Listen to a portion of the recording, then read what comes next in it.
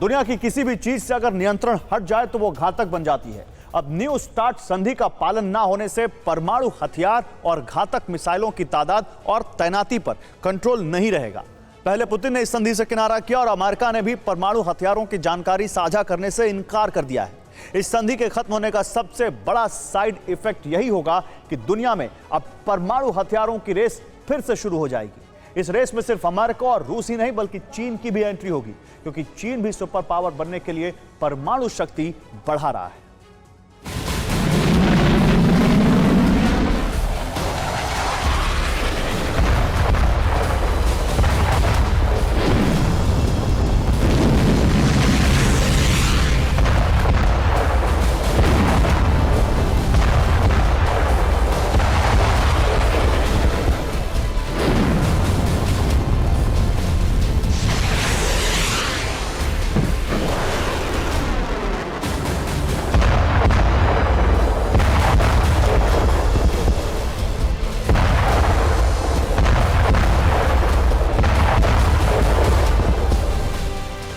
$700 strategic हथियारों के launchers को तैनात करने का समझौता खत्म।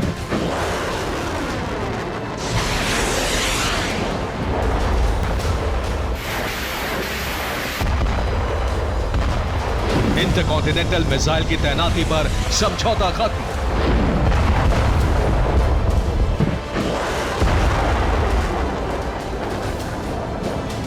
सबमरीन लॉन्च बैलिस्टिक मिसाइल की तैनाती और संख्या पर भी समझौते की कोई शर्त लागू नहीं।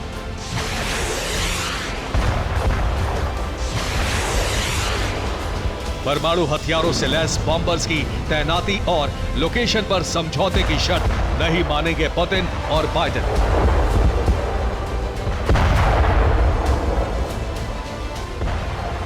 और उससे भी अहम यह कि intercontinental ballistic missile, submarine launch ballistic missile और परमाणु बॉम्बर पर सिर्फ 1550 परमाणु वॉरहेड तैनात करने की बंदिश भी खत्म। रूस और अमेरिका अब क्या कर सकते हैं, इसका अंदाजा अब आपको हो गया होगा। रूस अमेरिका में परमाणु हथियार बनाने की रेस शुरू हो जाएगी। रूस अमेरिका ज्यादा से ज्यादा परमाणु वॉरहेड की तैनाती शुरू कर देंगे। दोनों देश ताकतवर बनने के लिए ज्यादा से ज्यादा परमाणु हथियार बनाएंगे।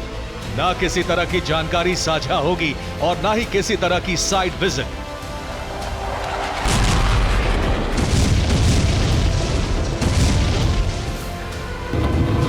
पिछले साल फरवरी में शुरू हुए युद्ध के बाद से अमेरिका और रूस के बीच जिस तरह से तनाव बढ़ा है, उन हालात में समझौते की धज्जियां उड़ना पूरी दुनिया के लिए बेहद खतरनाक है।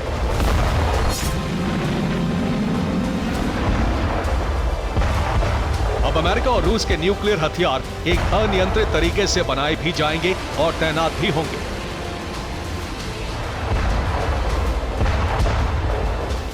हथियार बढ़ने और संदेह बढ़ने के साथ ही दोनों देशों के बीच न्यूक्लियर वॉर होने का खतरा भी कई गुना बढ़ चुका है।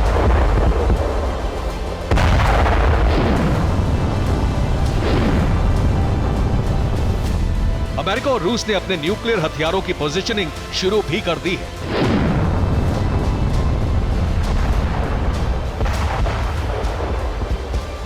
पुतिन ने इसकी शुरुआत बेलारूस से की है। दुनिया में परमाणु युद्ध की आशंका और गहरी हुई है तो उसकी कई वजह हैं। पहली वजह, अमेरिका ने भी न्यू स्टार्ट संधि से खुद को अलग किया। दूसरी वजह, रूस फरवरी 2023 में न्यू स्टार्ट संधि से अलग हो गया था। तीसरी वजह, बेलारूस में रूस ने परमाणु हथियार तैनात कर दिए। चौथी वजह, जुलाई तक बेलारूस में परमाणु जखीरे के लिए गोदाम तैयार होगा। पांचवी वजह, ईरान नॉर्थ कोरिया को रूस न्यूक्लियर हथियार देने की तैयारी में है।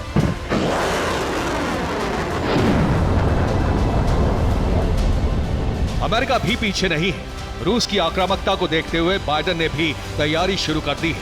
मार्च में अमेरिका के न्यूक्लियर हथियारों की तैनाती को लेकर एक रिपोर्ट आई थी।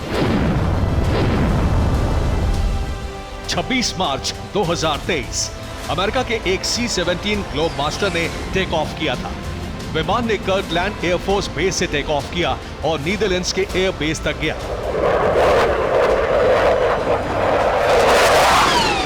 दावा है कि अमेरिकी वायुसेना के इस कार्गो विमान में B-61 न्यूक्लियर बम था।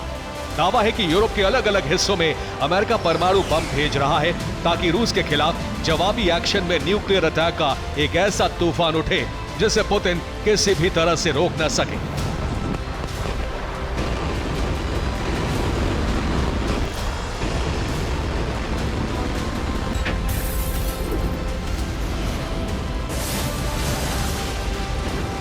अब रूस के करीब मौजूद नेटो देशों में भी अमेरिका अपने न्यूक्लियर वेपन भेज सकता है।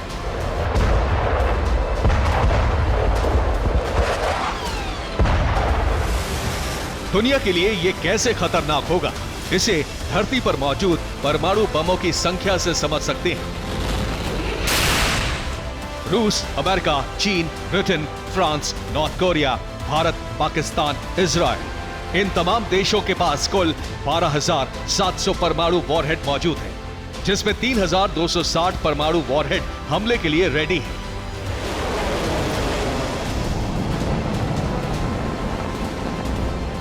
फरवरी 2023 तक रूस और अमेरिका न्यू स्टार्ट संधि का पालन कर रहे थे। इस संधि के बाद क्या होगा ये तो कोई नहीं जानता, लेकिन संधि की शर्तों के तहत रूस के 5,977 न्यूक्लियर वॉरहेड्स में 1,588 हमले के लिए अलर्ट मोड में है। अमेरिका के 5,428 न्यूक्लियर वॉरहेड्स में 1,744 वॉरहेड अटैक के लिए अलर्ट हैं। अमेरिका के अलावा नेटो देशों के न्यूक्लियर वॉरहेड भी अटैक के लिए अलर्ट मोड पर है। फ्रांस अपनी शक्तिशाली सबमरीन से दुनिया में जलजला ला सकता है। फ्रांस ने 240 न्यूक्लियर वॉरहेड्स को पनडुब्बियों में तैनात किया हुआ है। इसके अलावा ब्रिटेन की 16 मिसाइलें 64 न्यूक्लियर वॉरहेड्स के साथ अटैक के लिए अलर्ट मोड में है। हालांकि अमेरिका के संधि से अलग होने के ऐलान के बाद भी चीन और रूस से न्यूक्लियर वॉरहेड्स के मुद्दे पर बातचीत करना चाहता है, लेकिन जिनपिंग और पुतिन की जोड़ी मौजूदा हालात में अमेरिका से बात करेंगे ये मुमकिन नहीं लगता।